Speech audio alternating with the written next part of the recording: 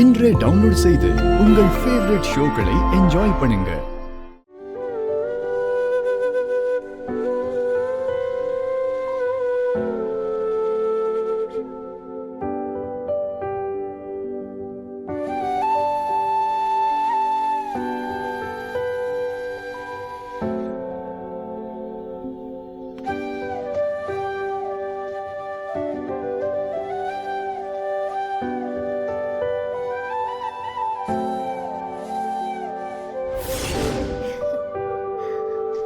பாத்தியா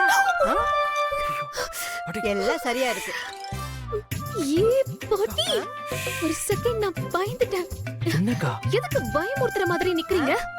நாங்க நிக்கிறது இருக்கட்டும், நீ அங்க பாரு எப்படி கண்கொள்ளா காட்சியா இருக்கு. Aadhi sir, sir, Aadhi sir,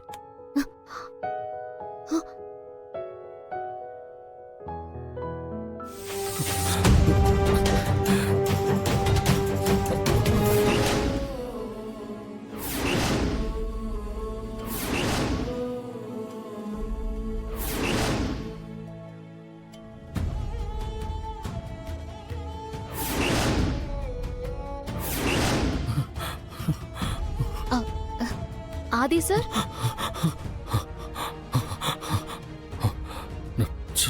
sorry Bharathi, I'm really sorry. பரவாயில்ல சார். என்னாச்சு? ஏன் ஒரு மாதிரி டிஸ்டர்பா இருக்கீங்க? தெரியல பாரதி, தலையெல்லாம் ஒரு மாதிரி பாரமா இருக்கு. இந்தாங்க, இந்த காஃபி குடிச்சா கொஞ்சம் பெட்டரா ஃபீல் பண்ணுவீங்க.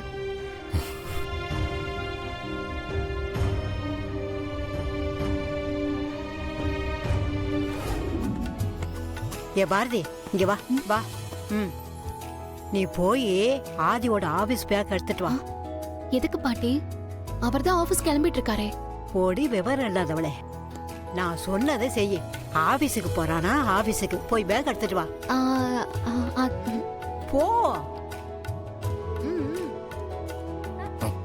பாரதி, கேட்ச். ஐயோ, போடுமா, இங்க போடுறா.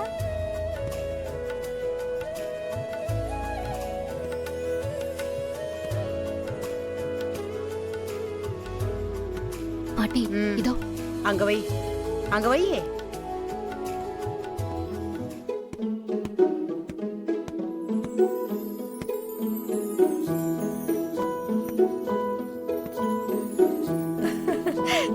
எப்படி போடுற பாரு.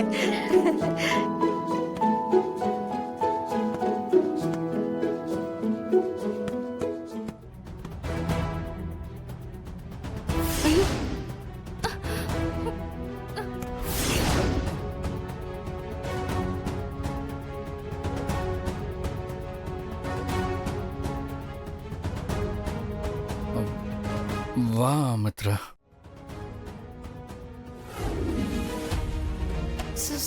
சாரி ஆதி, எனக்கு இப்படி ஒரு விஷயம் நடந்ததே தெரியாது. நீங்க உடனே போலீஸ்ல கம்ப்ளைண்ட் கொடுக்க வேண்டியதானே? அவங்க வந்து திருடனை பிடிச்சிருப்பாங்களே. தேவைப்பட்டா நம்ம செக்யூரிட்டி கூட ஏற்பாடு பண்ணிருக்கலாம். மித்ரா, சொல்றது ரொம்ப ஈஸி. ஆனா நேத்து நைட் இவங்க எல்லாரும் ரொம்ப பயந்து போயிருந்தாங்க. அந்த டைம்ல நான் இங்க வர்றதுதான் கரெக்டா இருக்கும். ஏமா, நீ சொல்றதெல்லாம் சரிதான். அந்த நேரத்துல எங்களுக்கு என்ன பண்றதுனே தெரியல. நீங்க வேற இந்த அத்துவான காட்டுக்குள்ள வீட்டை வாங்கி எங்களை இங்க கொண்டாந்து விட்டுட்டீங்க. நாங்க சந்தோஷமா தான் இந்த வீட்டுக்கு குடி வந்தோம். இப்படி வந்த நாளையே திருட வந்து மண்டையை உடைப்பான்னு நாங்க கொஞ்சம் கூட எதிர்பார்க்கல.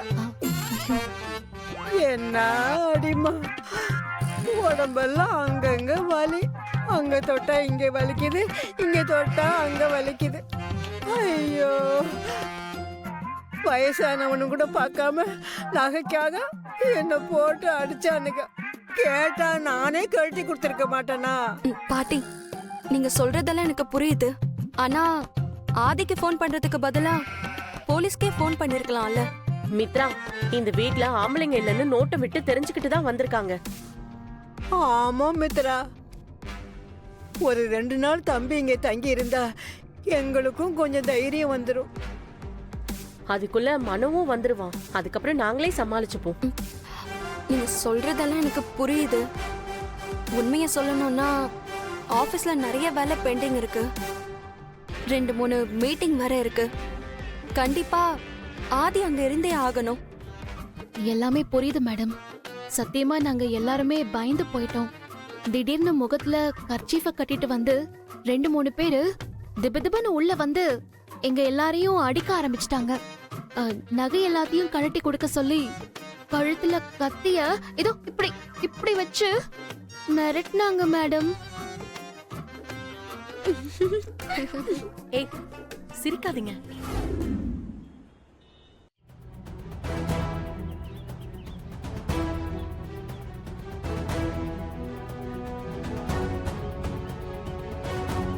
என்னாச்சு மித்ரா?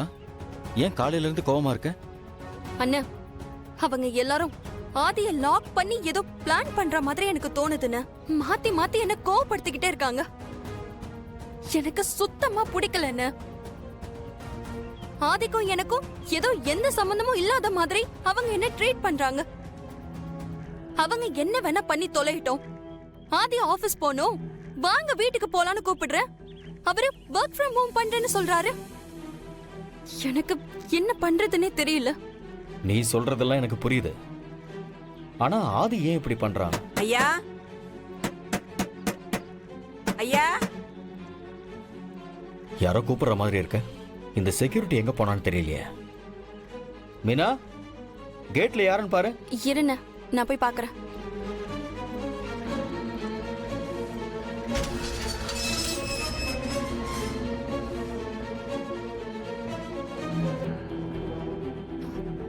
யார் நீங்க? என்ன வேணும்? அம்மா, என் பேரு காஞ்சனா. பாம் பிளாஸ்ட் பண்ணாரே அவரோட பொண்டாட்டி.